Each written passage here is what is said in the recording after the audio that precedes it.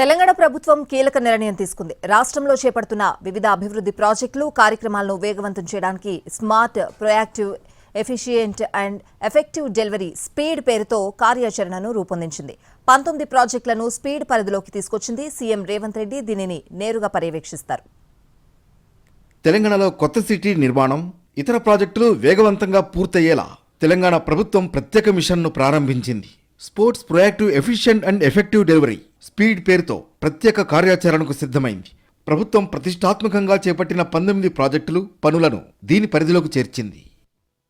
Musi river front development, satellite టౌన్ల అభివృద్ధి, metro రైలు విస్తరణ, జీహెచ్ఎంసీ పునర్వ్యవస్థీకరణ, రీజనల్ రింగ్ రోడ్, హైదరాబాద్ సిటీలో ఎలివేటెడ్ కారిడార్లు, కొత్త విమానాశ్రయాలు, ఢిల్లీలో తెలంగాణ భవన్ నిర్మాణం, మహిళా శక్తి పథకం అమలు, జిల్లా సమాఖ్య భవనాల నిర్మాణం స్పీడ్ పరిధిలోకి రానున్నాయి. అలాగే రెసిడెన్షియల్ స్కూల్ కాంప్లెక్స్లు, అమ్మ ఆదర్శ పాఠశాలల కమిటీల సంస్థాగత అభివృద్ధి, ఐటీఐలలో అడ్వాన్స్డ్ టెక్నాలజీ సెంటర్లు, కొత్త ఉస్మానియా హాస్పిటల్, 15 కొత్త నర్సింగ్, 28 కొత్త పారామెడికల్ కాలేజీలు, health tourism promotion, eco tourism ప్రాజెక్టుల ప్రమోషన్ కూడా స్పీడ్ కిందకు తీసుకురావాలని యోచిస్తున్నారు. ఇక temple circuits tourism, anti drugs strategy అమలు కూడా స్పీడ్ కిందకే తేనున్నారు.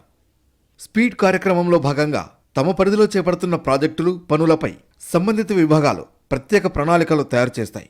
ఏ గడువులోగా ఎంత పని జరుగుతుందనే నిర్ణీత కాల వ్యవధిని ఇందులో పొందుపరుస్తారు. ఈ 19 ప్రాజెక్టు పనులను స్వయంగా సమీక్షించనున్నారు సీఎం రేవంత్ రెడ్డి. సంబంధిత విభాగాల అధికారులతో నెలకోసారి సమావేశం కానున్నారు. పనులన్నీ వేగంగా పూర్తి చేసేలా, నిర్ణయాలు అమలయ్యేలా స్పీడ్ కార్యాచరణ ఉండనుంది.